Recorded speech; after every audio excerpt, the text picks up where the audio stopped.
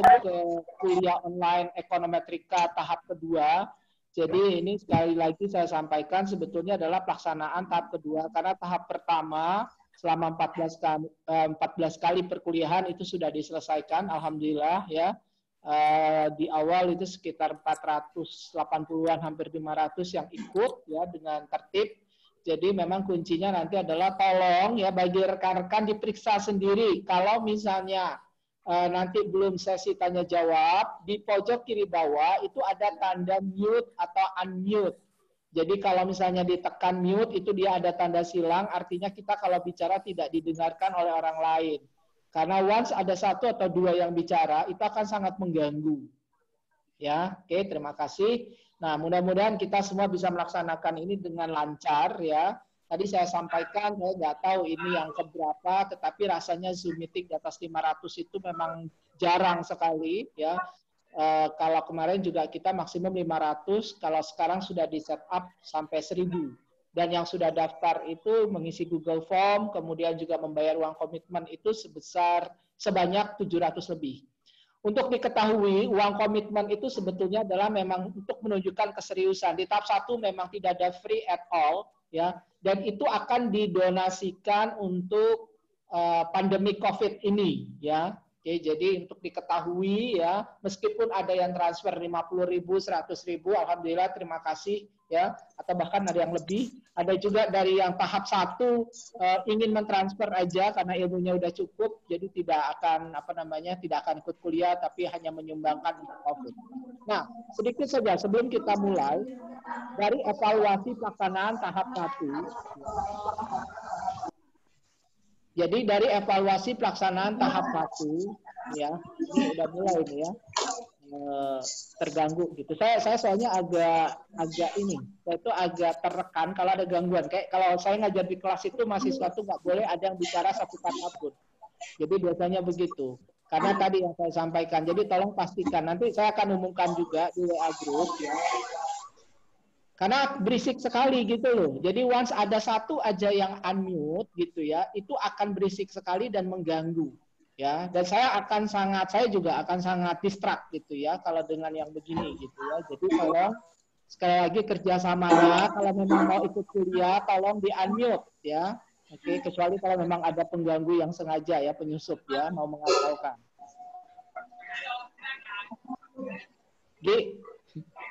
Bisa nggak dicari orangnya Gi, dicatat dulu deh Gi, biar nanti dispesialkan di Japri Gi. Iya Pak, ini saya lagi nyari dulu. Iya Pak, jadi ini saya lagi nyari dulu. Admin, tolong dicatat namanya orang yang udah menit ke 5 lebih itu masih unmute ya. Nanti kita tanya, kalau memang nggak mau ikut ke depannya kita keluarkan gitu ya. Oke, jadi nanti kita barrier dia nggak bisa masuk ya. Kalau misalnya tidak ya kita harus ajarkan dia. Oke, jadi tolong kamu sebagai admin dicatat ya. Oke, jadi seorang yang unmute ya nanti kita blok aja, nggak boleh ikut lagi gitu ya. Itu udah keterlaluan. Orang kalau dikasih tahu sekali itu nggak bisa ngikut itu ya udah gitu ya. Ini bukan teknologi yang sangat sulit teman-teman. Kemarin kita seminar membahas artificial intelligence dan blockchain ya, bukan mute atau unmute di HP gitu ya atau di laptop gitu ya. Jadi tolong sekali lagi pengertiannya, karena once ada yang bicara, teman-teman memang yang unmute tidak terganggu, ya kan? Tetapi orang lain ya itu sangat terganggu suaranya, ya. Jadi tolong sekali lagi ya, oke? Nah baik, kita akan ada 14 topik. Topik yang pertama ini adalah pengantar regresi. Jadi pengantar regresi ini memang topik 1, tetapi ini adalah fundamental untuk topik-topik berikutnya. Ya, jadi saya berharap sekali memang kita ya nanti kita akan mulai itu memang agak mundur 10 menit didahului dengan introduction supaya nanti betul-betul paham fundamentalnya. Hilang halaman pertama saja maka akan kehilangan esensi apa itu ekonometrika, dan itulah mengapa saya bikin kulon ini, kuliah online ini. Karena saya sangat sadar di Indonesia begitu ya, tidak hanya di luar Jawa, di Jawa pun juga banyak sekali nanti kita akan bicarakan. Kalau saya sih bilangnya brainwash. Ya, kita akan brainwash terminologi, istilah, pemahaman begitu ya. Itu banyak sekali yang berbeda dengan buku teks. Nah, itu yang nanti kita akan bahas ya. Dan ekonometrika itu adalah ekonomi statistika. Jadi yang dulu itu ekonominya, bukan statistikanya. Jadi kalau teman-teman niat belajar ekonometrika, harus paham ya understanding economics, ilmu ekonominya. Kemudian kita menggunakan statistika sebagai tools. Lalu kita kawinkan keduanya, maka jadilah dia ekonometrika. Orang banyak belajar ekonometrika ya, statistikanya karena dia udah apa? Dia udah stres duluan ya, lihat sigma, lihat matriks begitu ya, maka dia sangat fokus pada itu. Orang melakukan riset lalu fokus pada statistikanya. Pada ekonometrika, ekonomi dulu ya, baru kemudian statistika. Nah, ini yang akan kita lihat nanti selama 14 kali perkuliahan.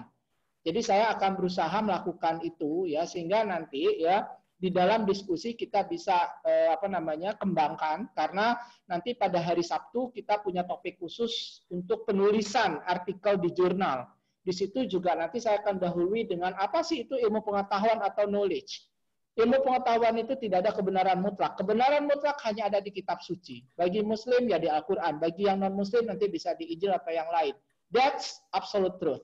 Ya, itu tidak bisa diganggu. Nggak usah bertanya-tanya tentang kitab suci. Isinya udah ikuti aja. Tapi kalau ilmu pengetahuan nanti kita sambil diskusi kita lihat di ekonometrika sendiri nanti itu akan berkembang terus. Ya, bukan salah, tapi menyempurnakan atau memperbaiki. Nah. Mungkin saya memperkenalkan diri dulu karena ini yang pertama. Jadi saya adalah guru besar di Departemen Ilmu Ekonomi FEM IPB, Fakultas Ekonomi Manajemen IPB. Jadi kami pakainya bukan FEB karena kami sudah berdiri dari tahun 2005. Teman-teman FE yang lain itu baru gabung ke FEB atau menjadi FEB itu sekitar 2011. Karena di internasional itu nggak ada yang namanya Fakultas Ekonomi, kecuali di beberapa negara tertentu. Pasti Fakultas Ekonomi dan Bisnis, kemudian Fakultas Ekonomi dan Manajemen, atau bahkan Fakultas Ekonomi and Law, begitu ya, digabung sama hukum dan sebagainya. Nah, nanti kita akan bahas, ya ini menarik gitu ya. Ekonometrika tadi saya bilang untuk ekonomi, tapi sebetulnya bisa diaplikasikan tentunya untuk manajemen dan bisnis. Nah, banyak yang nanya gitu ya, memang saya sudah nulis buku ini dari tahun 2006, terus disempurnakan. Makanya nanti saya akan coba sampaikan lagi.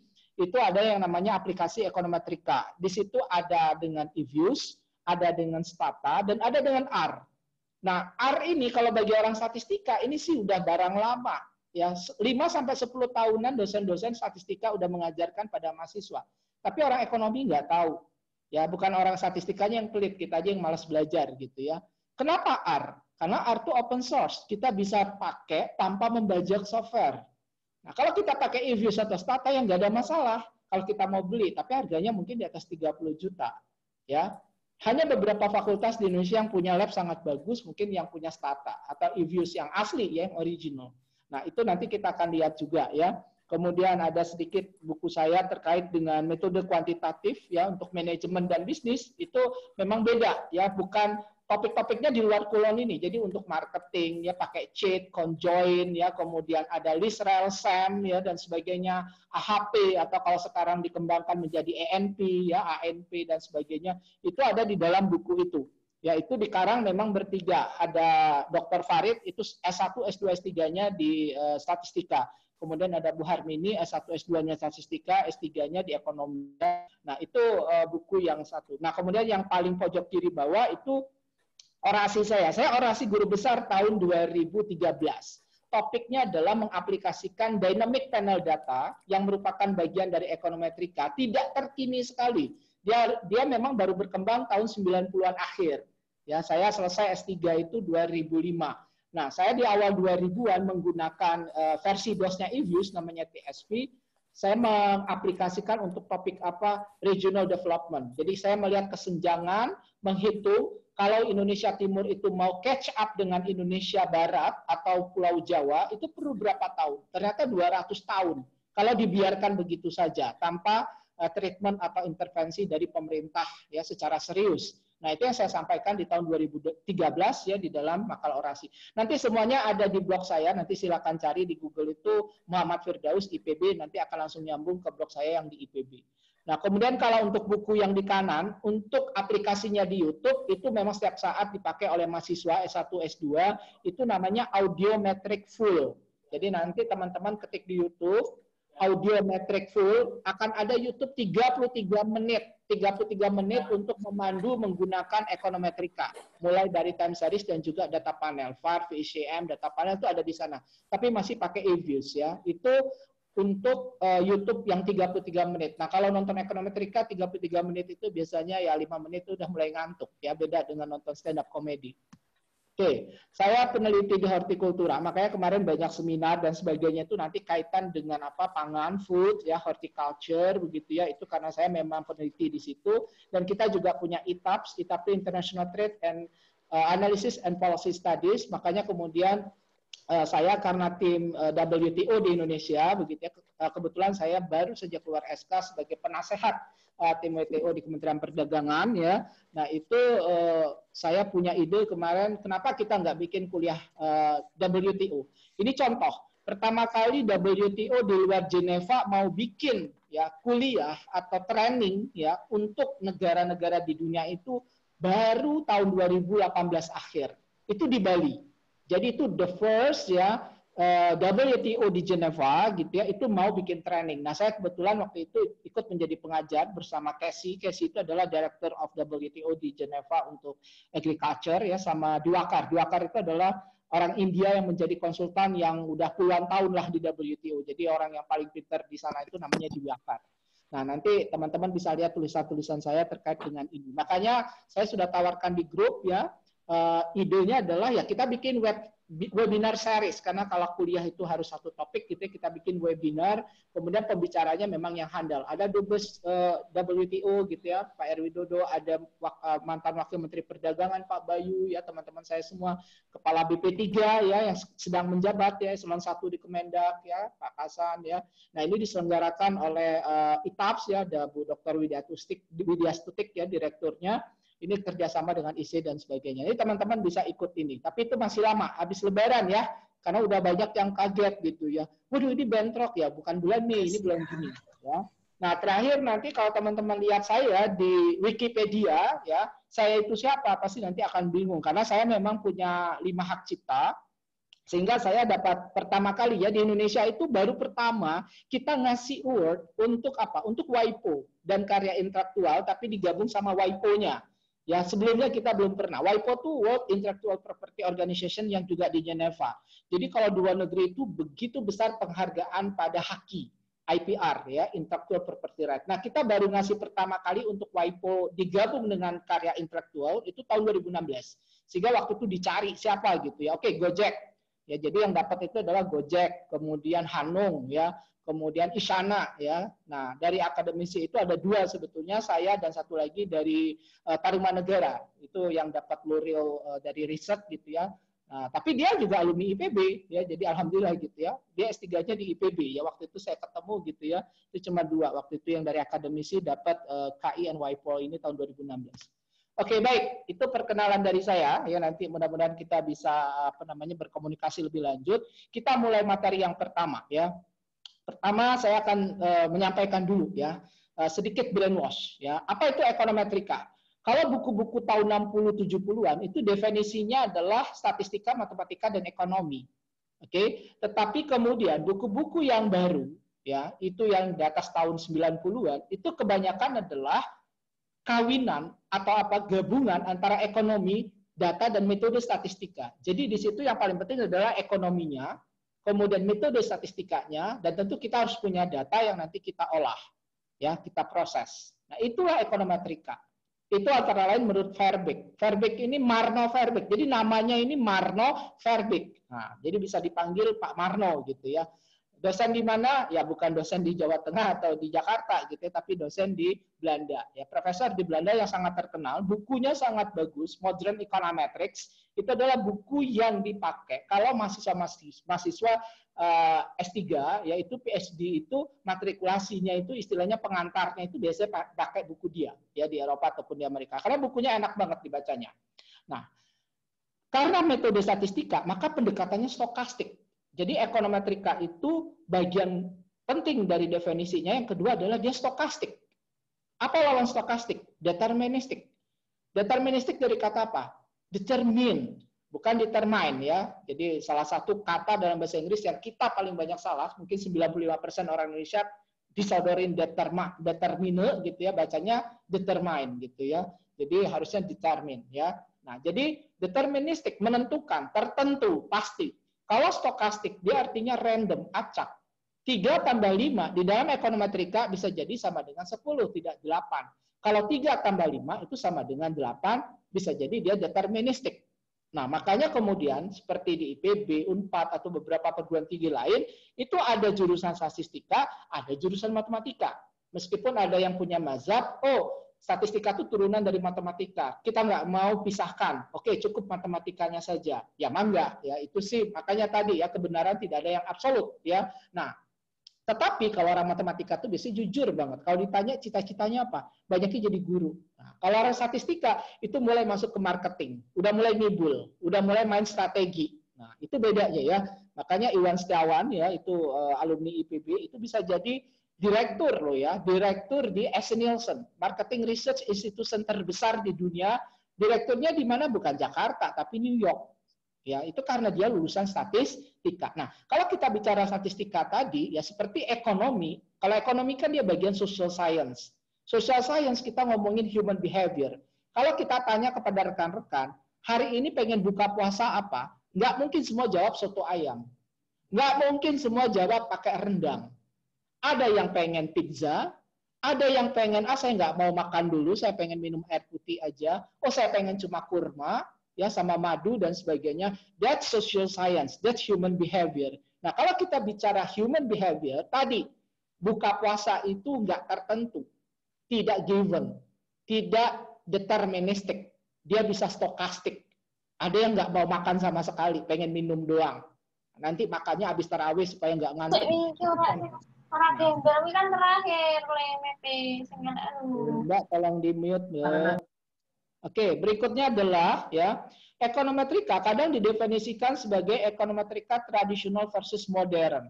Ya, nah ini pertama kali antara lain ya sejak Sims menulis di jurnal ekonometrika, jurnal yang memang udah nggak terbit lagi. Ini tahun 80. Jadi nanti kita akan bahas ini hari Sabtu. Ya, ini adalah contoh seminal paper, bukan seminar, tapi seminal. Seminal itu kata khusus. Ya. Nanti ada tulisan saya kita bahas hari Sabtu dari Merton ya, apa sih itu seminal paper ya. Nah, ini contoh seminal paper. Sims menulis tahun 80 tapi dapat Nobel ekonominya 2011. Kenapa? Karena dia sangat berjasa mengubah wajah ekonometrika.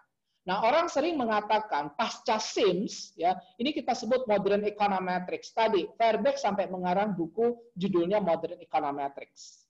Oke, nah yang sebelumnya kadang disebut ekonometrika tradisional. Apa bedanya? Kita nanti orientasinya memang yang di atas 80-an, 90-an. Makanya kita akan bahas time series yang nanti banyak bisa dipakai di manajemen keuangan, ya di financial management, bisa dipakai di bisnis, bisa dipakai juga di marketing. Ya, contoh begini ya, kalau teman-teman mau melihat dampak advertising, ads pada sales, penjualan. Itu yang paling mudah pakai apa? Pakai ekonometrika.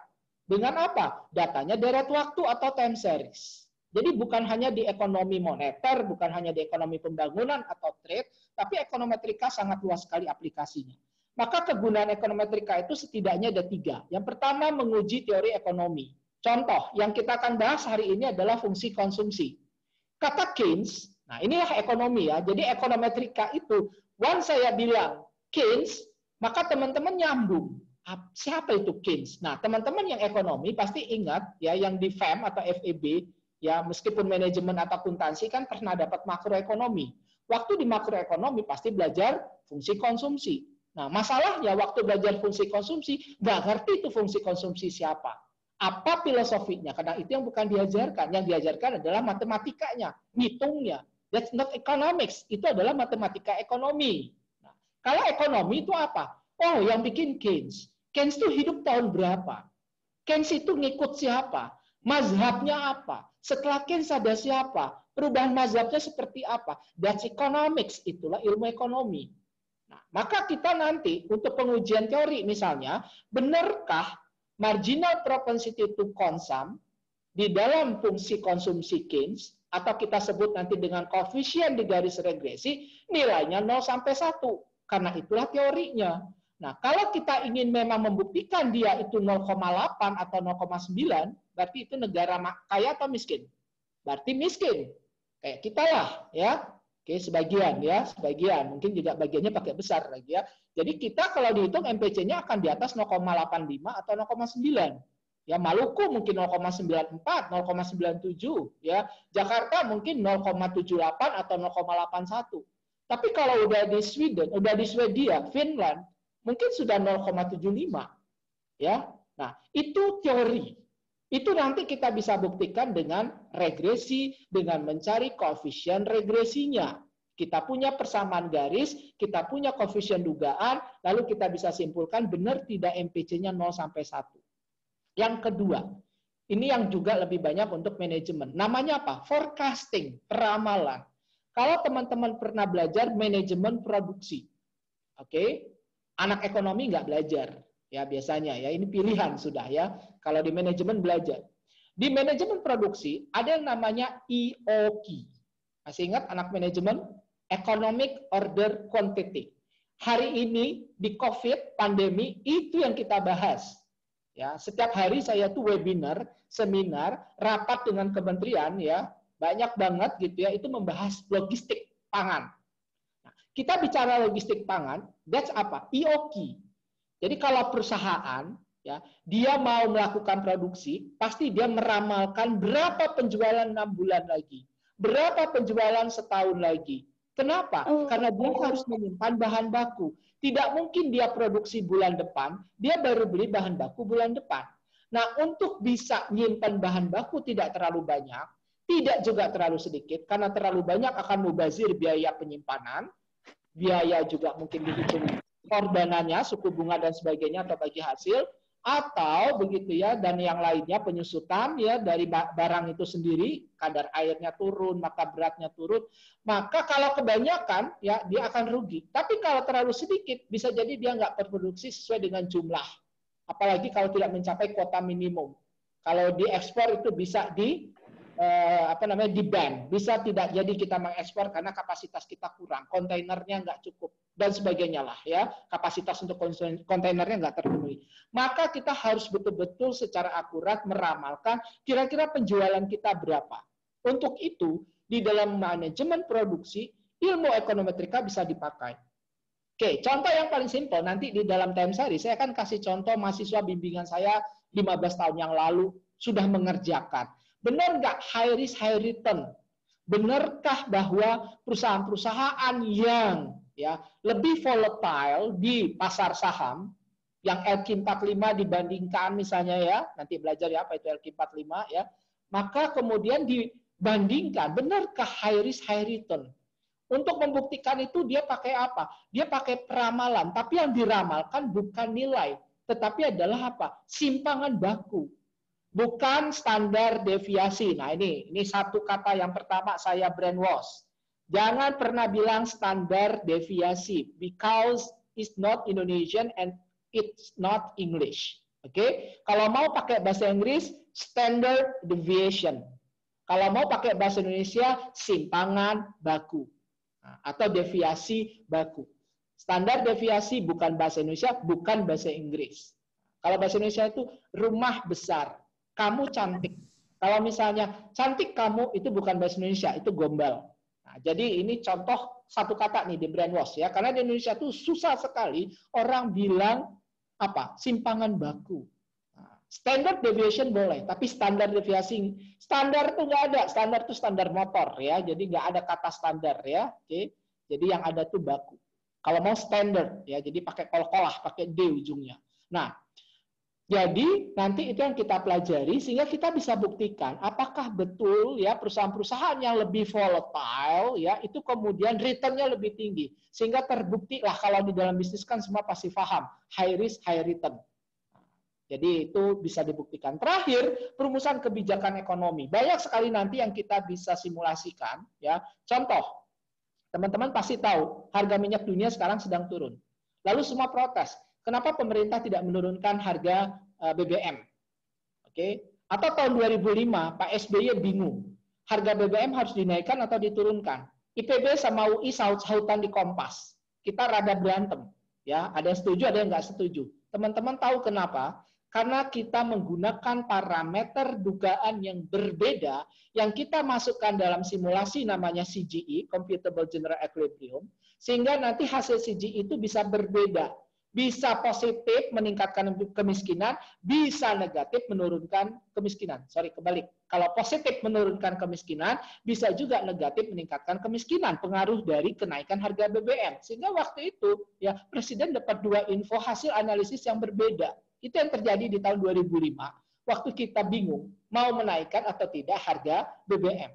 Nah, itu kenapa? Karena parameter yang dihasilkan oleh ekonometrika yang dimasukkan ke dalam simulasi itu berbeda.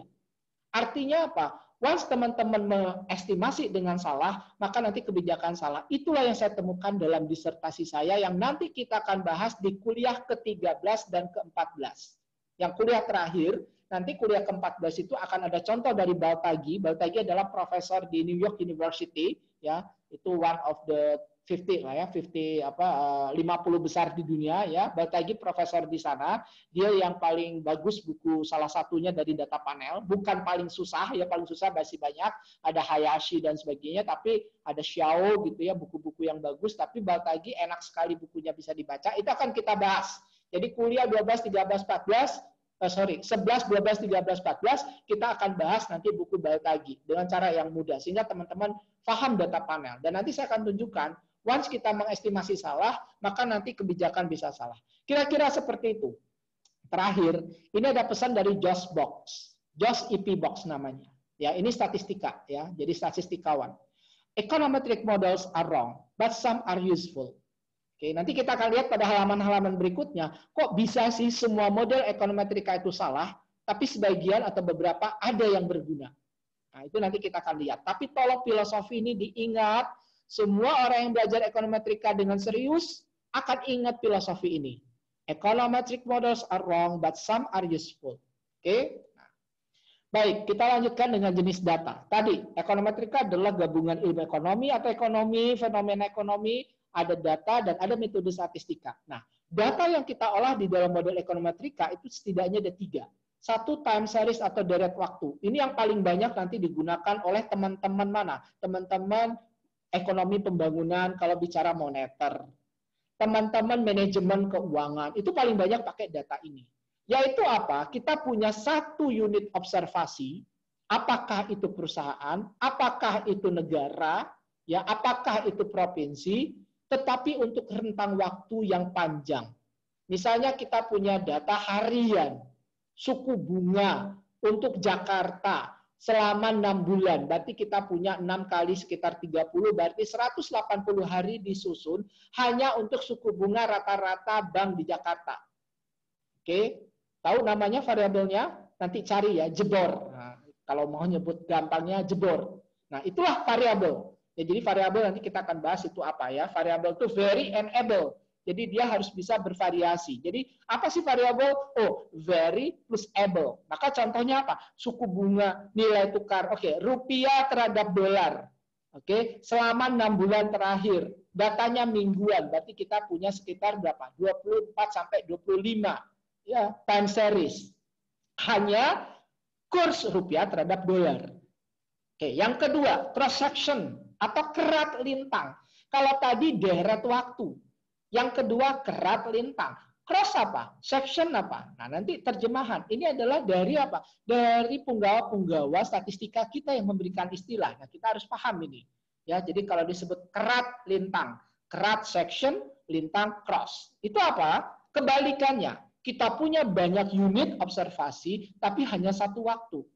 Contoh, kalau saya punya data PDRB 34 provinsi, tapi hanya tahun 2018. Berarti kita susun dari Aceh sampai Papua, ada 34 provinsi, tapi hanya PDRB masing-masing, dan 1 tahun 2018.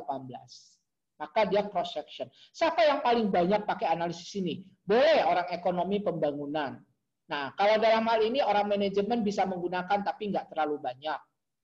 Ya, bisa ya, tapi porsinya semakin sedikit. Nah, paling banyak siapa? Orang sosek, orang agribisnis. Kenapa? Karena dia sudah mulai pakai data primer.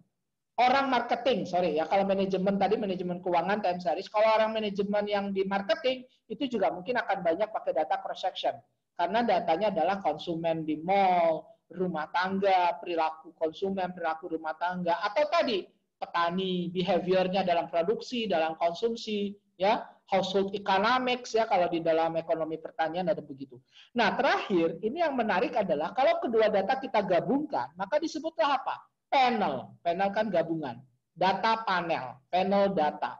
Maka kalau saya punya data PDRB 34 provinsi, tapi 10 tahun, misalnya dari 2009 sampai 2018, berarti saya punya Aceh 10 tahun, Papua 10 tahun, maka itu gabungan dari time series dan cross section, ini yang disebut dengan data panel. Nah, kita ya sampai 4 kali perkuliahan akan fokus mungkin masih pada regresi biasa, mungkin ya cross section lah. Maka kuliah berikutnya yang kelima dan seterusnya, yang kelima itu masih karya tulis ya, 6 ya dan seterusnya itu kita time series.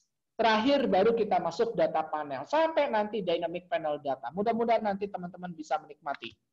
Nah, kita akan mulai dengan teori apa itu regresi. Kalau kita sudah tahu jenis-jenis data, kita masuk ya what is regression. Setiap orang yang belajar apa itu regresi, dia akan mulai dengan korelasi semu. Kalau mau diterjemahkan. Bahasa Inggrisnya spurious correlation. Apa sih maksudnya? Pertama, apa sih itu korelasi? Korelasi itu adalah hubungan. Ekonom selalu tertarik. Ya, pada hari ini ada penurunan harga minyak dunia. Maka kemudian kita punya data impor migas. Kalau dikorelasikan, ini ada korelasinya tidak? Oke, kita kumpulkan data sebulan, harian, 30 hari, lalu kita analisis. Dapatlah R kecil. R-nya adalah R person, bukan Sperman. Apalagi itu belajar. Ya, korelasi aja tuh ada macam-macam.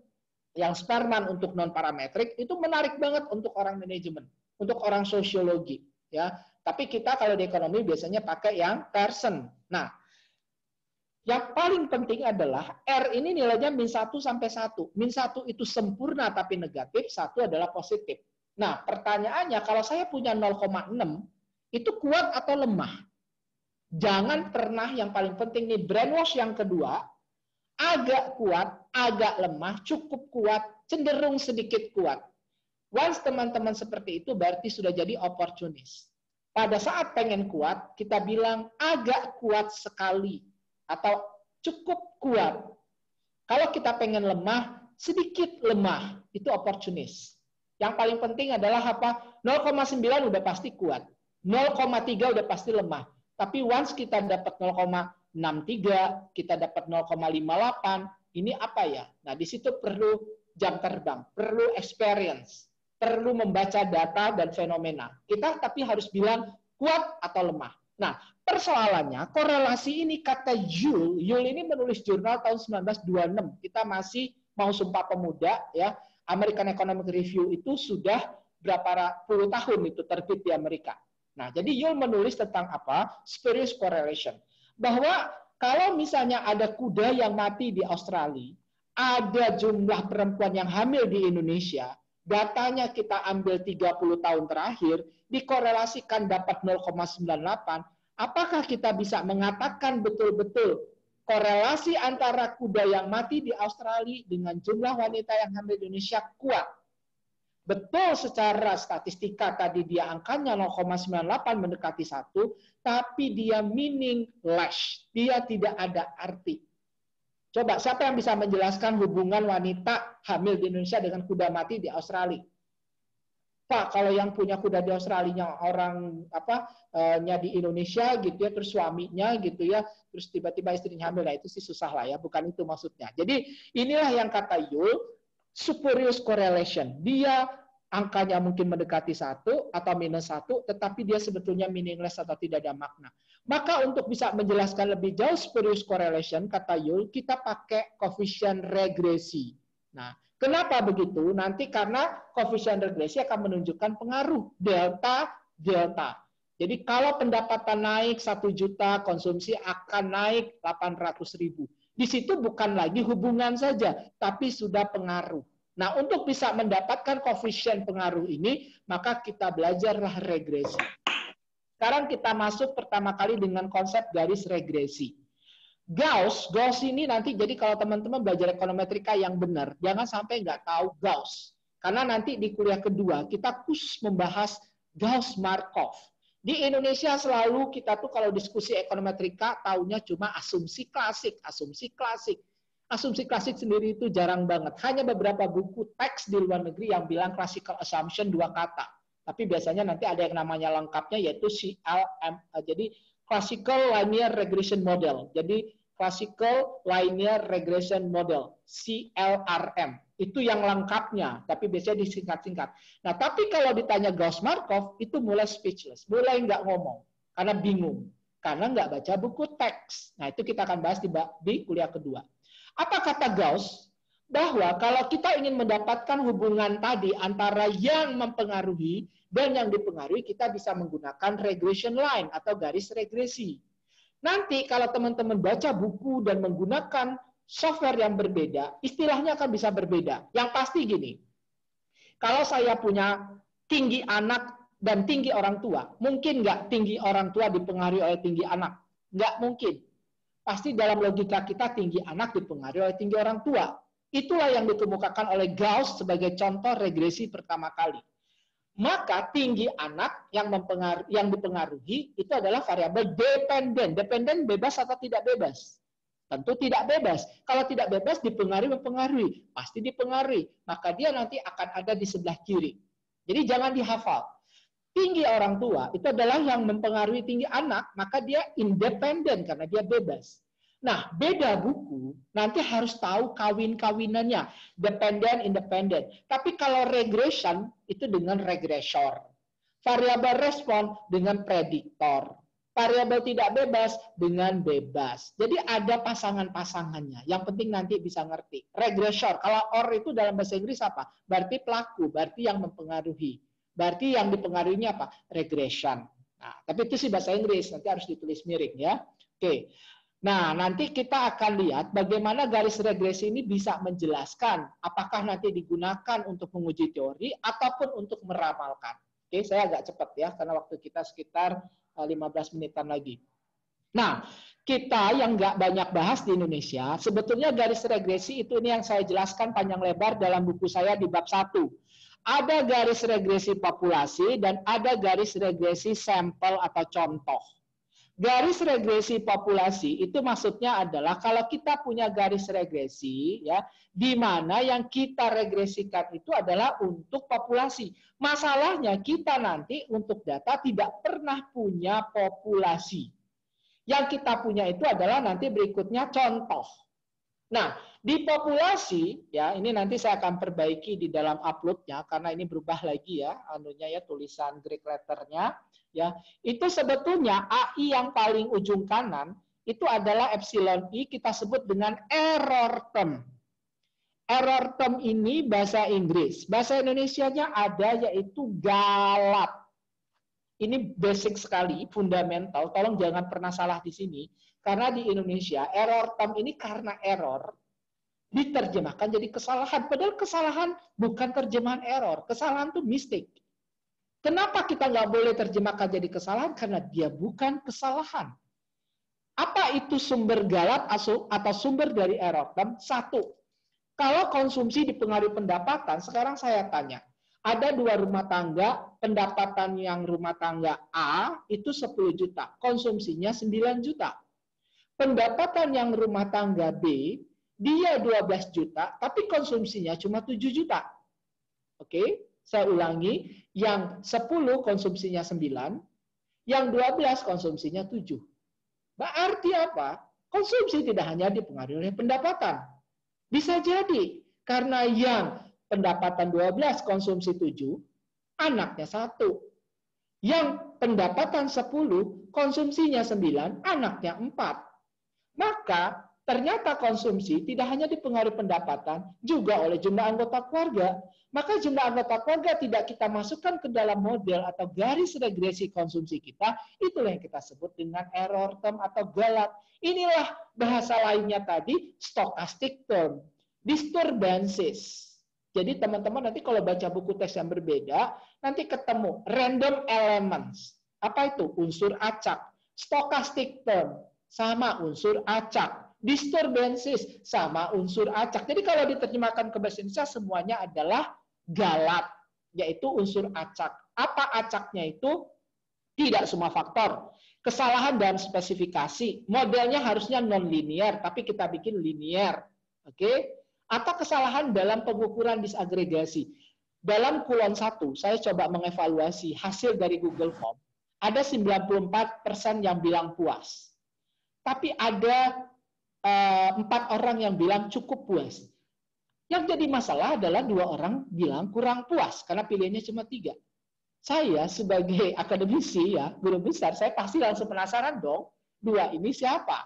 Ya kan? Apakah profesor, dosen S3? Ternyata dua-duanya adalah mahasiswa S1. Nah, hebat banget ini dia bilang belum, ini bukan puas, ini maksudnya menguasai materi. Jadi waktu saya bikin pertanyaan, penguasaan materi oleh saya gitu ya. Jadi ada 6 orang, ya 4 orang bilang cukup puas, 2 kurang puas. Jadi kurang menguasai. Yang kurang menguasai saya penasaran siapa. Ternyata dua-duanya S1. Problemnya apa? Di pertanyaan terbuka, di saran dan kesan, dia nulisnya itu bagus banget. Saya sangat menikmati. Materinya bagus, saya nggak pernah mendapatkan di kuliah. Teman-teman tahu, itulah yang namanya kesalahan pengukuran. Saya kalau konfirmasi ke dia, kemungkinan besar, karena dia menulis kalimat, itu jauh yang lebih tepat, begitu ya. Maka tadi kemungkinan dia bacanya bisa kebalik, ngekliknya salah, itu yang namanya kesalahan pengukuran, dan itulah sebetulnya sumber galat, ya, selain faktor yang tidak dimasukkan ke dalam model. Teman-teman wawancara ke petani, yang jawab bukan petani. Teman-teman sendiri, waktu bikin kuesioner. Pak, Bapak berapa pakai pupuk? Aduh, berapa ya? Saya lupa, udah 6 bulan yang lalu. Sekarung enggak, Pak? Iya, kayaknya mungkin sekitar itu. Karungnya yang 20 kilo atau 5 kilo, Pak? Kayaknya saya biasanya pakainya yang 15 kilo. Padahal dia pakainya 20 kilo. Dan mungkin dia sebetulnya 1 karung setengah. Nah, itu nanti ada teorinya ya, kalau bikin nanti kuesioner dan seterusnya analisis. Nah, saya langsung saja berikutnya, ya. Kita jarang sekali punya data populasi. Contoh, kalau kita populasinya rumah tangga di Bogor, itu ada sekitar 300.000. Siapa yang sanggup survei 300.000? Maka kita ambil sampel 300 orang, 500 orang. Nanti ada tekniknya namanya Krejci and Morgan dan sebagainya. Asal jangan slovin. Nanti kita akan bahas itu nanti di teknik menulis jurnal. Ya, teman-teman manajemen, tolong ya brainwash yang keempat, lupakan Slovin, karena Slovin itu tidak pernah kita tahu dia hidup di mana. Tapi teman-teman manajemen paling banyak kalau ngambil sampel pakai Slovin. Nah, saya nggak tahu siapa yang dulu punya dosa bikin itu ngasih tahu ya. Nah, garis regresi sampel, kalau kita punya data tadi 300-500 lalu kita regresikan, maka hasil regresinya inilah yang kita sebut dengan sample regression function. Ini adalah apa? Dugaan terhadap populasi tadi. Maka kalau nanti kita sudah punya sisaan atau residual, itu bukan galat, itu residual. Karena kita bisa hitung. Yaitu adalah apa? Konsumsi aktual dengan konsumsi topi atau konsumsi hasil estimasi. Jadi kita punya garis regresi CI sama dengan B0 plus B1YI plus EI. Nah ini saya baru bacakan detail ya. CI adalah konsumsi rumah tangga ke I. Dari tadi 300 rumah tangga. B0 itu adalah namanya, kalau teman-teman belajar ekonomi pasti nyebutnya apa? Autonomous consumption. Kalau saya di kelas, saya akan marahi mahasiswa kalau saya udah minta baca, masih nyebut itu. Karena autonomous consumption itu bukan bahasa ekonomi, itu bahasa matematika. Nanti kita bahas ya, kenapa begitu. Kok bisa sih Pak? Gitu ya, kok kita banyak banget salahnya, nanti kita bahas. Plus B1 kali YI. Masih ingat persamaan garis waktu di SMP SMA? Atau waktu metode statistika? Atau waktu kalkulus pengantar matematika? Pasti masih ingat kan? B1 kita sebut slope. Maka kalau di dalam garis regresi disebut estimated coefficient atau estimated parameter. Jadi itu adalah koefisien dugaan atau parameter dugaan. Kenapa disebut estimated parameter? Karena tadi sebetulnya kita harusnya ngitung garis regresi populasi, dapat koefisien. Tetapi yang kita sanggup hitung hanya untuk sampel. Kalau populasi namanya parameter. Kalau di sampel namanya statistik. Maka koefisien kita bukanlah parameter, tapi estimated parameter dugaan. Jadi koefisien yang kita hitung dari sampel untuk menduga koefisien populasi. Makanya nanti dalam semua textbook mungkin akan pernah bilang koefisien itu sebagai estimated parameter. Itulah koefisien B yang merupakan apa? Kemiringan garis atau slope. Yang B0 itu adalah intercept atau konstanta, makanya teman-teman bilangnya autonomous, yaitu autonomous consumption. Padahal harusnya bukan. Nanti kita interpretasikan sebetulnya apa. Lalu plus EI. EI ini adalah apa? Residual. Makanya nanti ini akan kita gunakan sampai kuliah ke-14. Jadi tolong ini dipahami sekali. Apa sih maksudnya residual? Coba sekarang teman-teman bayangkan regresi ini hanya CI sama dengan B0 plus B1 YI. Itu artinya apa? Berapa C itu ditentukan oleh YI. Kalau YI-nya sama dengan 0, berarti CI sama dengan B0. Kalau teman-teman tidak punya pendapatan, masih makan nggak? Tentu. Masih pakai baju nggak? Tentu. Dari mana? Nggak boleh minta sama orang tua kalau di ekonomi. Ya.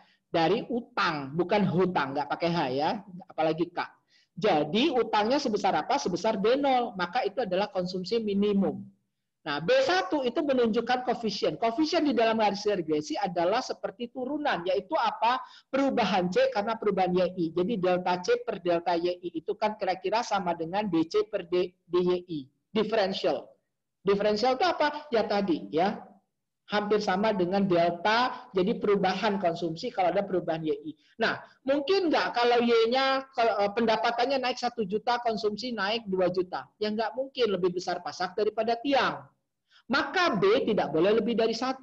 Tapi mungkin nggak Y-nya naik 1 juta, konsumsi malah turun. Berarti B-nya negatif, yang nggak rasional sebagai ekonomi. Maka B harus antara 0 sampai 1. Itu kita sebut marginal propensity to consume. Nah, yang residual yang EI adalah apabila apa? Kita punya nilai B0, misalnya 1 juta. Kita punya B1 misalnya 0,8. Lalu kita masukkan angka 1 juta plus 0,8. Kalau Y-nya sama dengan 2 juta, berarti 0,8 kali 2 juta berapa? 1,6. Berarti konsumsinya berapa? Konsumsinya 2,6 juta. Jadi autonomous ditambah dengan pendapatan. Nah, kalau itu adalah nilai yang ada di garis regresi karena dihitung dari B0 dan B1 yang kita estimasi, maka kita sebut nanti CI atau P, konsumsi hasil estimasi. Padahal rumah tangga yang punya pendapatan 2,6 juta bisa jadi konsumsinya 3 juta. Berarti ada selisih antara konsumsi yang sebenarnya dengan konsumsi hasil hitungan regresi. Inilah yang disebut dengan EI atau residual. Nah, OLS, ordinary least squares, itu adalah kuadrat terkecil biasa. Yang kemarin ada chat di WA Group, sekarang saya jelaskan. Di ujian selalu saya tanya di mahasiswa begini, apa itu OLS? Mahasiswa jawabnya apa? Metode kuadrat terkecil biasa. Itu dapat 1 dari 10. Kenapa? Karena jawabannya nggak tepat. Nah, itu orang belajar bahasa Inggris, nerjemahkan dari bahasa Inggris ke bahasa Indonesia. Nah, kalau misalnya teman-teman ditanya begitu, harus bisa menjelaskan. Ordinary least squares, berarti ada 2. Ordinary, biasa, least squares, kuadrat terkecil. Apa itu kuadrat terkecil? Nah tadi, garis regresi ini mencoba mencari nilai residual yang minimum, selisih antara CI dengan CI topi tadi. Maka di situ saya tuliskan min sigma, CI min B0, min B1, YI dikuadratkan. Nah, kenapa harus dikuadratkan? Kan kuadrat terkecil. Terkecilnya dia diminimumkan. Kok dikuadratkan? Karena tadi, karena dia bisa positif, bisa negatif. CI nilainya yang aktual bisa kurang dari hasil hitungan garis regresi, bisa lebih. Kalau dia tidak dikuadratkan, bisa jadi kalau simpangannya, residualnya itu besar-besar, tapi sebagian positif, sebagian negatif, maka dia ditotalkan sama dengan 0 kalau dia nggak dikuadratkan. Maka nanti kalau titik-titik semua melalui garis, dengan titik-titik separuh di atas garis regresi, separuh di bawah regresi, hasilnya akan sama, yaitu apa? Dia squares-nya, jadi jumlah kuadratnya nanti itu yang tidak dikuadratkan, gitu ya, yang masuk ke dalam regresi, itu sama dengan 0, karena titiknya semua di garis regresi, sehingga hasil hitungan sama dengan aktual, atau yang positif negatif, kalau dijumlahkan tidak dikuadratkan juga sama dengan 0. Nah, itu kan tidak boleh. Maka kalau dia dikuadratkan, kalau yang melalui semua titik garisnya dia pasti 0, yang tadi yang positif dan negatif dia akan besar sekali karena yang negatifnya akan jadi positif. Jadi fair membandingkannya. Makanya dia dikuadratkan. Nah, kenapa dia ordinary? Nanti kita akan bahas di data panel. Kita akan bahas nanti berikutnya di heteroskedasisitas. Karena yang ordinary itu adalah yang basic. Maka ada yang namanya generalized least squares, GLS, ada 2SLS, ada 3SLS. Itu kan semua tidak ordinary. Ada yang 2 stage, ada yang 3 stage. Makanya yang basic ini kita sebut OLS. Oke, saya panjang lebar karena ini yang paling penting teorinya. Nah, terakhir adalah sebelum kita masuk ke contoh aplikasi regresi, kita punya data tadi, contoh ya, ini 60 rumah tangga. Saya tanya satu-satu. C1 itu adalah rumah tangga 1. Saya tanya, Bapak konsumsinya di rumah ini berapa? Pendapatan Bapak berapa? Rumah tangga kedua, Bapaknya lagi keluar, kita tanya Ibu. Ibu konsumsinya berapa, pendapatannya berapa? Lalu kita susun. Teman-teman bisa lihat, itu adalah matriks. Matriksnya adalah matriks kolom konsumsi, ukurannya adalah 60 baris kali 1 kolom, berarti 60 kali 1. Yang kedua adalah pendapatan, itu ukurannya adalah berapa, sama 60 kali 1. Ya, jadi 60 kali 1. Ini bukan digabung ya, ini harusnya dipisah ya, matrik kolom konsumsi dan matrik pendapatan. Tapi ini di sini tulisnya digabung gitu ya. Oke, jadi nanti pas yang diupload saya pisahkan saja supaya nggak bingung. Tapi lazimnya di buku teks sih digabung ya. Jadi kita punya variabel dependennya konsumsi yaitu C1 sampai C60. Lalu kita punya variabel independennya pendapatan yaitu Y1 sampai Y60 dari data survei ke 60 rumah tangga. Nah, tolong nanti berikutnya sampai kuliah ke-14 ingat rumus ini. Biasanya kalau di ekonometrika yang diajarkan itu adalah pakai sigma X kecil Y kecil kuadrat, sigma X kecil kuadrat. Tolong lupakan itu dulu, meskipun itu juga kadang bisa dipakai. Kita sebetulnya ngitung koefisien regresi yang tadi slope, B1, itu paling mudah pakai matriks. Mudah banget kok.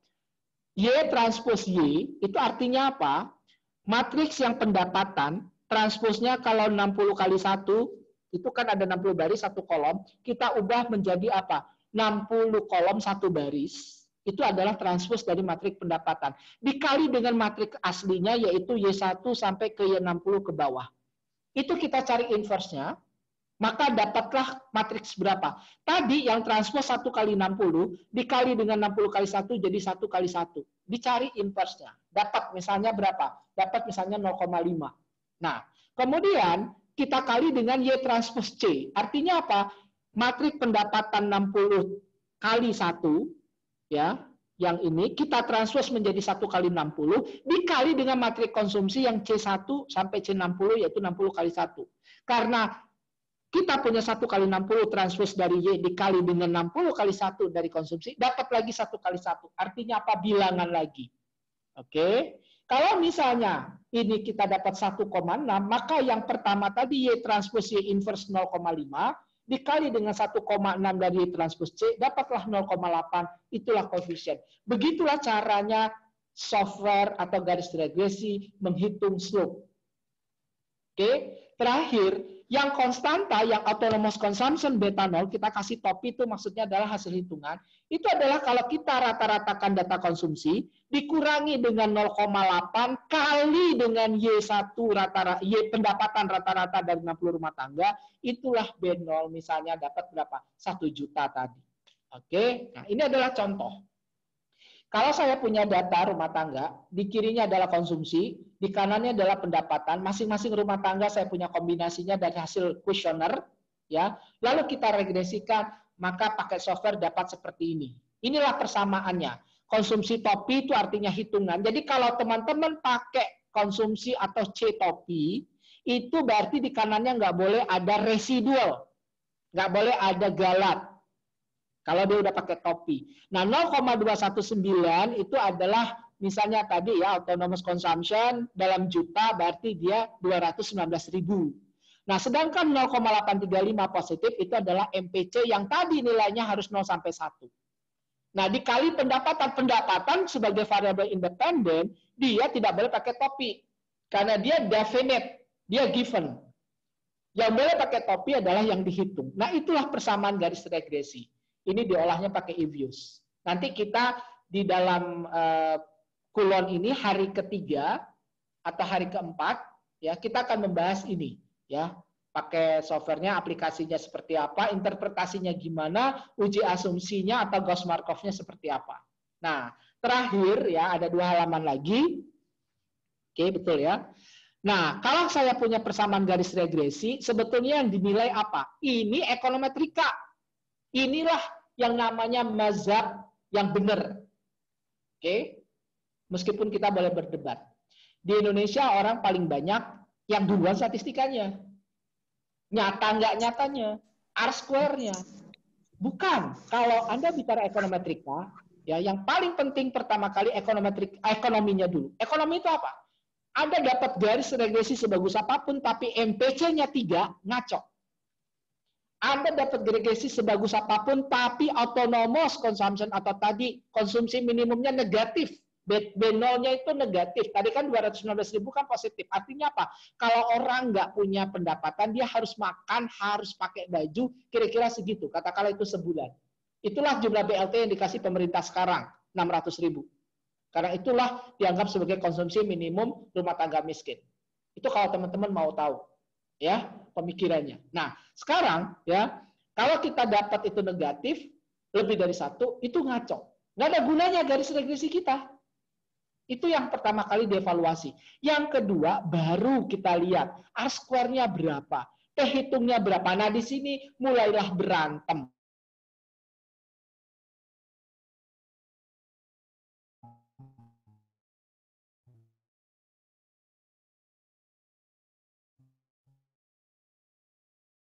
Halo, Prof.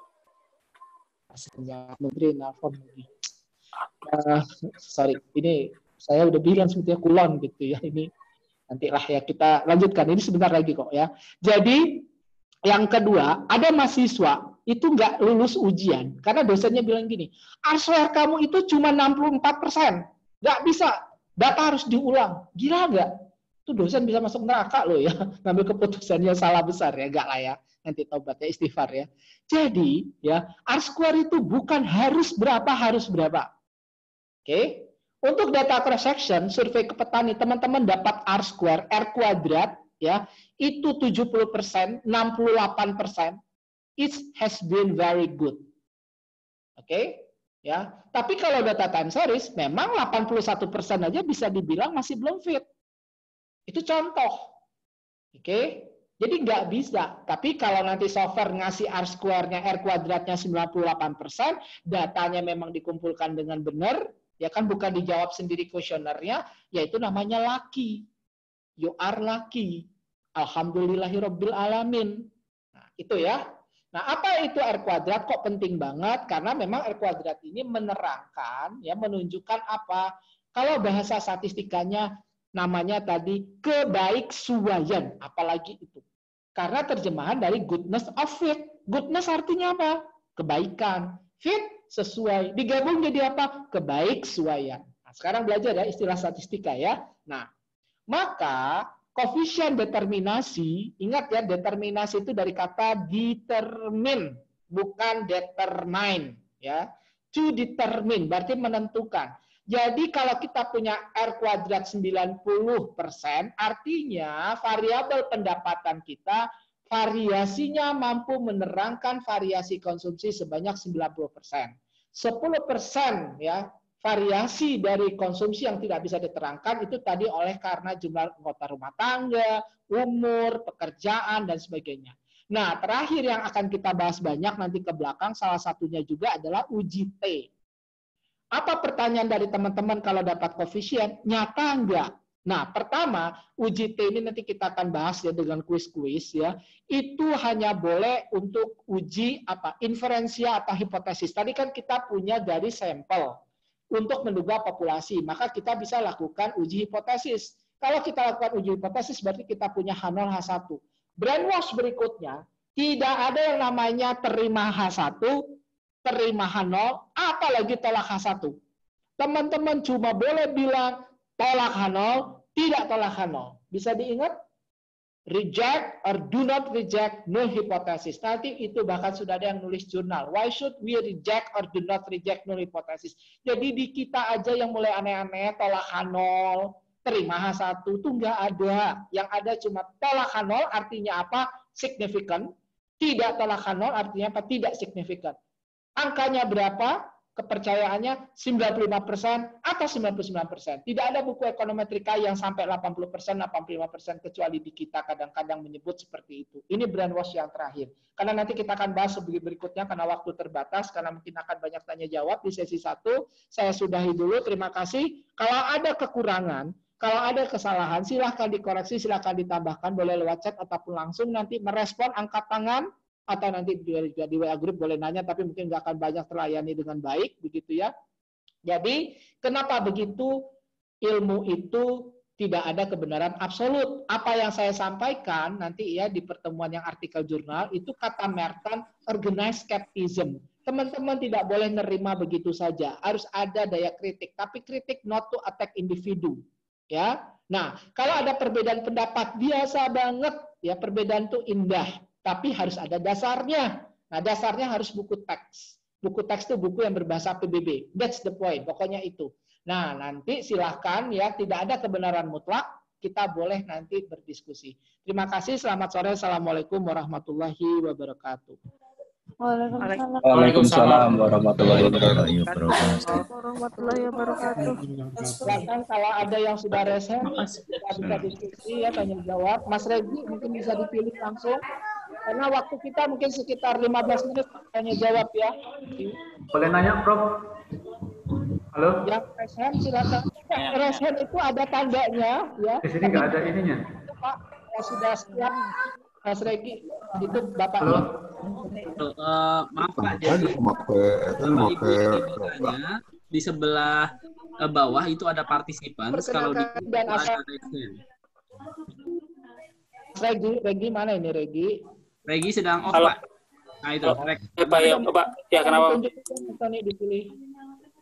Oke, Bapak Ibu sekalian, jadi sekali lagi, untuk yang ingin bertanya, silakan di dalam bagian participants, kalau diklik itu nanti ada raise hand. Ya. Nah, besok lagi. Oke, untuk yang pertama, saya persilakan Bapak Maha Lumban Raja. Silakan, Pak. Halo? Pak Maha Lumban Raja. Oke, kalau nggak ada, berarti kita lanjut ke Pak Risyuwono. Baik, terima kasih. Ya, dari mana Pak Kris? Saya dari Bangkalan, Pak, dari Madura, Pak. Ya, mahasiswa atau dosen? Saya dosen, Pak. Dosen di Madura. Trunojoyo. Di Trunojoyo, Pak. Oke, ya nanti tolong yang lain ya memperkenalkan diri agak lengkap, langsung saja saya siapa dari institusinya. Oke, silakan Mas. Siapa Pak? Ya, ini pertanyaan dasar. Berapa sih sebenarnya sampel yang bisa kita ambil ya dari populasi yang tidak kita ketahui? Maksudnya ini mahasiswa saya kan mau mencari respondennya adalah penerima kur di sebuah desa. Nah, saya tidak tahu berapa jumlah penerima kur semuanya. Nah, itu bagaimana atau berapa jumlah sampel yang bisa dipercaya? Apakah 30, 40, 60, dan sebagainya? Terima kasih, Pak Firdaus. Baik ya. Kalau bisa setelah satu pertanyaan ya, karena kita mungkin bisa buka 2 sesi. Silakan berikutnya, Mas Tony. Selanjutnya, Bapak Ahmad Fadli. Ahmad Fadli. Silakan, Pak.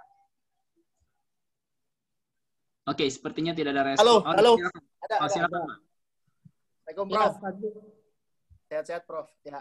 Oh ya. Saya mau nanya masalah perkenalkan dirimu dulu. Dari mana? WND ya? Saya Fadli dari Ekonomi Sumber Daya Kelautan Tropika, mahasiswa S3 di IPB. Prof, saya mau nanya, Prof, terkait dengan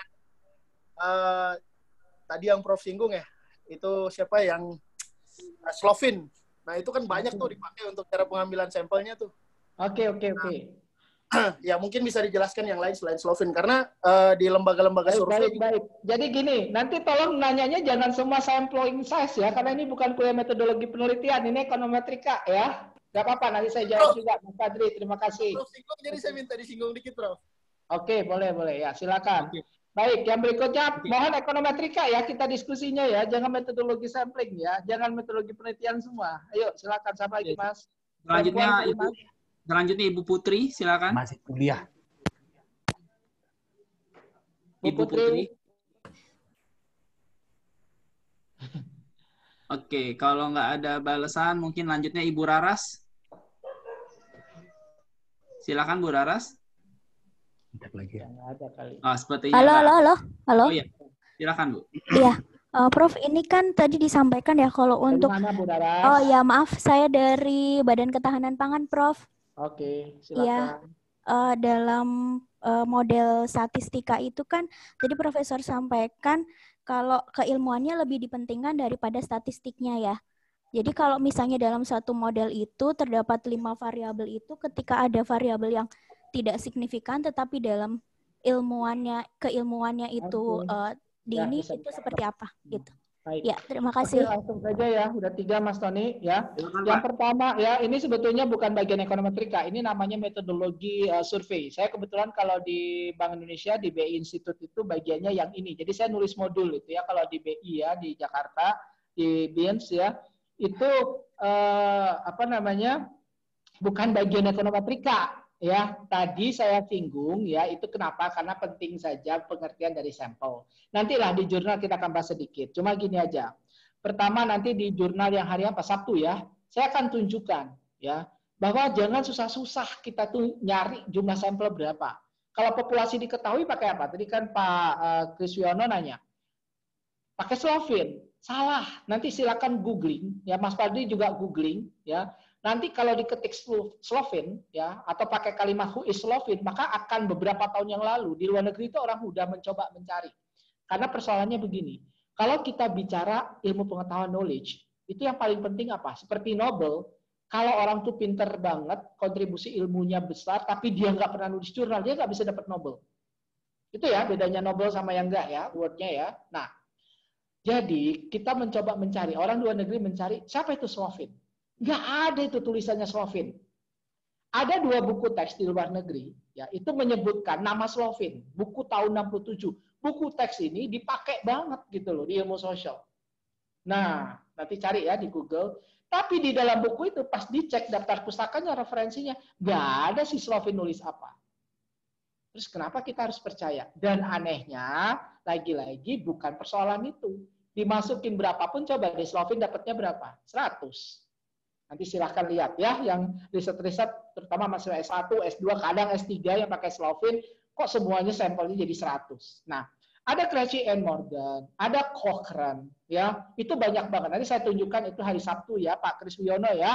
Nah, kalau populasinya tidak diketahui, ya kok bisa sih Pak populasi nggak diketahui Pak? Populasi nggak diketahui itu ada, tapi contohnya bukan yang kur. Contohnya apa? Pengidap AIDS. Pengedar narkoba. Sekarang kalau Bapak punya populasi pengedar narkoba di Kota Bogor, udah Bapak dapat award deh. Bapak diangkat jadi Kapolresta Bogor. Kenapa? Karena kita tidak pernah tahu berapa jumlah pengedar narkoba di Kota Bogor. Kita cari sampling frame-nya, ya kita gunakan apa, begitu nggak bisa. Nggak ada tuh daftar pengedar narkoba di kantor kelurahan. Di kantor wali kota tuh nggak pernah ada. Itu yang namanya unknown population. Tapi kalau penerima kur ya pasti ada dong. Ya, kita misalnya yang menyalurkan kur di desa itu cuma 1 bank BRI. Maka kita datang ke BRI minta. Oke, siapa aja yang menerima? Nah, kalau yang menerima itu lebih dari 200 karena ini mahasiswa mau ngambil data primer, waktunya cuma 3 minggu. Oke, kita ambil sampel 30 atau 40. Nah, nanti metodenya apa? Jangan Slovin. Kalau pakai Krejci and Morgan, itu cuma pakai tabel kok. Populasinya 200, ada kok jumlah sampel harus berapa. Very simple. Nanti kita bahas itu di hari Sabtu. Nah, yang terakhir, tadi ya Mbak Raras, yang lebih penting keilmuan. Ya, bukan keilmuan Mbak. Ya, jadi jangan salah. Semua harus pakai ilmu. Ya. Jadi ini statistika itu bukan ilmu dong kalau gitu. Nah, kalau statistika itu, kalau ilmu itu namanya statistics. Kalau dia statistik, beda lagi. Jadi gini ya, ini menarik banget. Di ekonometrika itu nanti teman-teman harus tahu terminologi dengan sangat baik ya kalau sama saya. Contoh gini.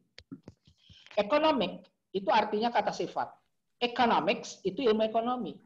Kalau gitu, statistik kata sifat dong Pak, karena statistik adalah ilmu statistika. STIS itu statistika. Tapi BPS, Badan Pusat Statistik. Loh, kok Badan Pusat Statistik kata sifat? Bukan, karena memang statistik punya dua pengertian. Ada statistik sebagai kata sifat, ada statistik sebagai apa? Karakter tentang contoh. Gitu aja gitu. Jadi kalau X bar rata-rata itu statistik. Kenapa ada begitu itu? Itu namanya mu. Nah, ya saya ulangi ya. Jadi tolong teman-teman tetap di unmute ya. Kalau misalnya nggak di unmute nanti di YouTube-nya pasti jelek gitu ya. Ada yang tiba-tiba teriak. Oke. Nah sekarang kalau misalnya ketemu punya 5 variabel, terus dilihat yang signifikan saja. Itulah yang saya brainwash berikutnya.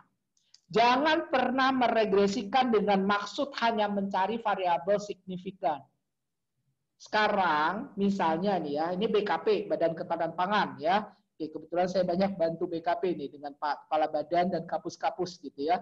Jadi kita punya apa Mbak? Di sana kita lagi membangun yang kita mau sodorkan ke Pak Presiden kan sistem logistik pangan nasional.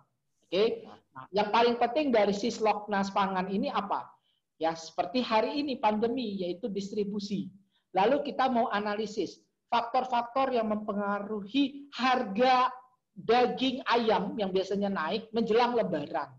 Nah, oke, kita masukkanlah misalnya 3 variabel, stok, lalu harga daging sapi, lalu kemudian kita masukkan katakanlah apa lagi yang ketiga itu substitusinya ayam apa selain harga daging sapi mungkin telur lah misalnya harga telur. Lalu kemudian harga telur nggak signifikan, harga daging sapi signifikan, harga apa tadi yang pertama tadi stok signifikan. Senang kita ya di BKP ya. Nah, Kemendak juga senang. Tapi yang jadi masalah adalah kenapa harga telur nggak signifikan? Lalu regresinya kita pakai stepwise. That's statistik. Ya. Ada teknik yang kita kalau pengen regresi itu signifikan semua. Salah satunya stepwise. Oke, software nanti akan cuma mengeluarkan yang signifikan. Maka di model kita nggak keluarlah itu telur. Padahal tadi secara teori kita menganggap telur itu adalah substitusi juga dari daging ayam. Nah, persoalannya adalah kalau dia tidak signifikan, itu harusnya bukannya diinterpretasikan, dia nggak boleh. Karena kalau dia tidak signifikan, berarti koefisiennya sama dengan 0. Kita nggak boleh bilang harga telur naik sekian, maka permintaan daging ayam turun sekian kalau dia negatif. Itu nggak boleh karena dia nggak signifikan. Tetapi kita menjelaskan secara teori, temuan kita itu kenapa tidak signifikan, itu harus. Kenapa tadi di awal kita menduga gak signifikan, kok pas kejadian kenyataan dengan data kita, kita di awal menduga signifikan, kok di temuan kita dia tidak signifikan.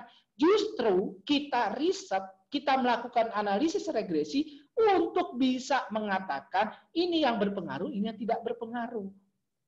Makanya ya ada lagi-lagi kejadian dosen nggak membolehkan mahasiswanya ujian sidang karena dari 5 variabel 3 nyata, 2 nggak nyata. Pengennya semua nyata semua. Terus akhirnya damai. Di modelnya 2 dikeluarin, tinggal 3 yang nyata. Hasilnya bagus, R-square-nya di atas 95%. Maka lulus ujian. Fatal nggak? Padahal yang harus dilakukan adalah kenapa untuk kasus di kota itu, kenapa untuk kasus komoditi itu, kenapa untuk kasus di Indonesia, kok dia tidak nyata, kok di luar negeri nyata.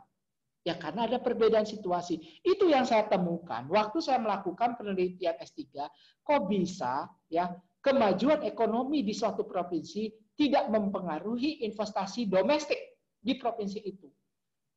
Tahu tidak penyebabnya apa?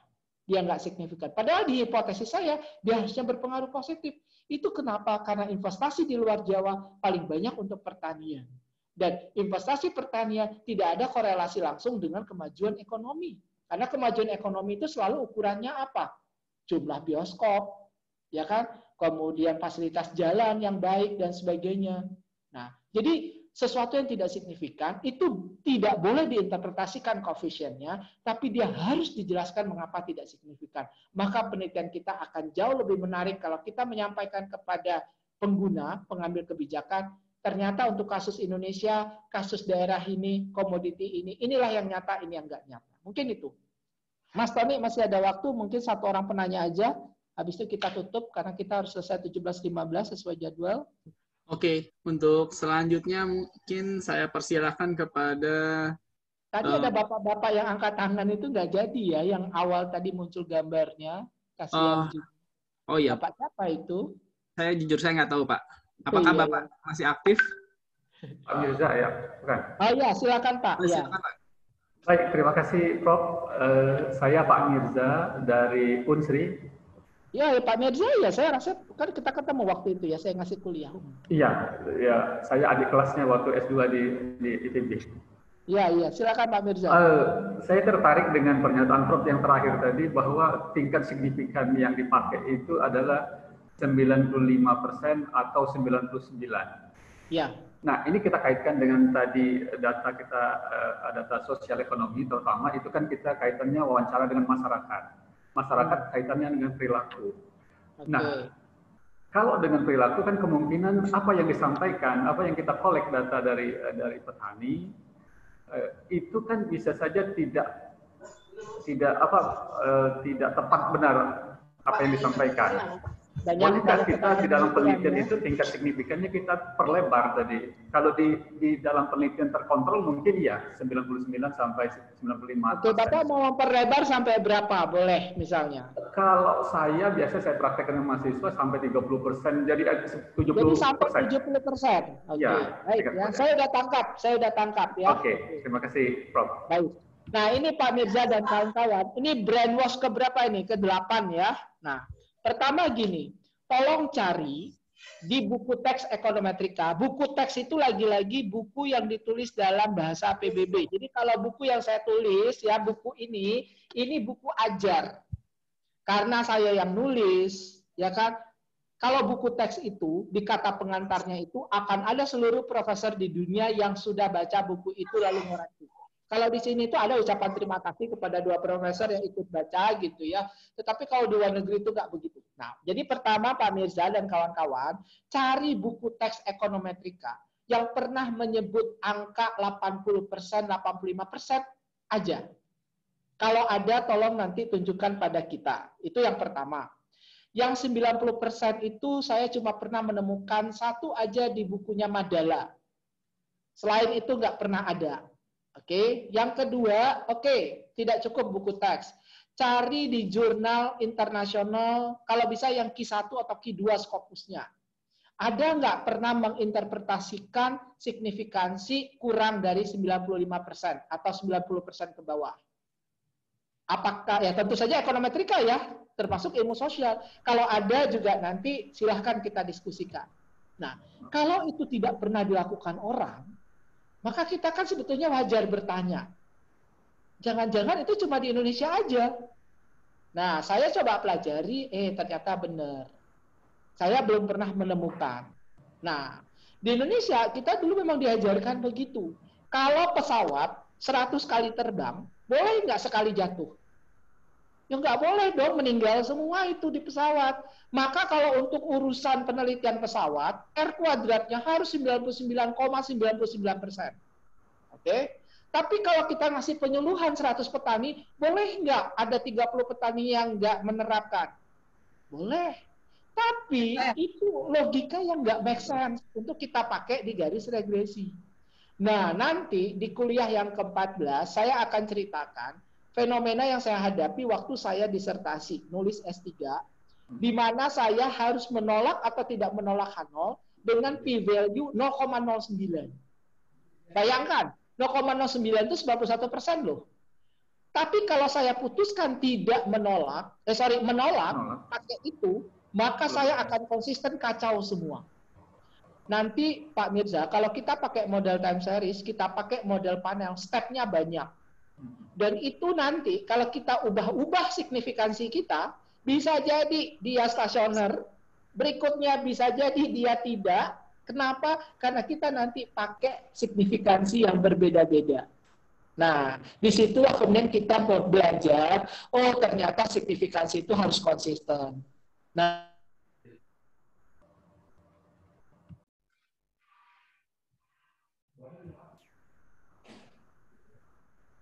hilang. Halo Prof. Iya Prof, suaranya hilang. Ya, hilang suaranya Prof. Halo Prof Firdaus. Prof Fir. Itu baterainya habis ya. Waktunya sudah habis. Karena waktunya sudah habis. Tadi disconnect sebentar karena sengaja diingatkan waktu kita sudah habis. Mas Tani, Ya, Pak. saya rasa Itu sudah lebih 3 menit. Materinya agak panjang karena ini memang kuliah pertama, jadi banyak sekali tadi filosofi yang saya harus sampaikan, ya mungkin saya sebut namanya brainwash. Nah besok kita akan lanjutkan lebih seru lagi dengan Gauss-Markov. Jadi saya juga akan sampaikan apa itu Gauss-Markov karena kita tahunya biasanya cuma asumsi klasik, padahal istilah yang benarnya kondisi Gauss-Markov. Itu yang ada di buku teks juga, ya. Beda. Loba baru. Mohon maaf kalau ada kekurangan, kesalahan. Tidak ada kebenaran mutlak, no absolute truth, ya. Kebenaran mutlak hanya di kitab suci. Selamat berbuka puasa bagi yang menunaikan ibadah puasa dan tentu yang tidak puasa. Kita semua toleransi dengan yang berpuasa, yang puasa juga toleransi pada yang tidak berpuasa. Pokoknya toleransi semua. Terima kasih, Prof. Terima kasih, Prof. Assalamualaikum. Terima kasih, Prof. Terima kasih, Prof. Assalamualaikum. Waalaikumsalam. Absensinya di mana ya? Thank you.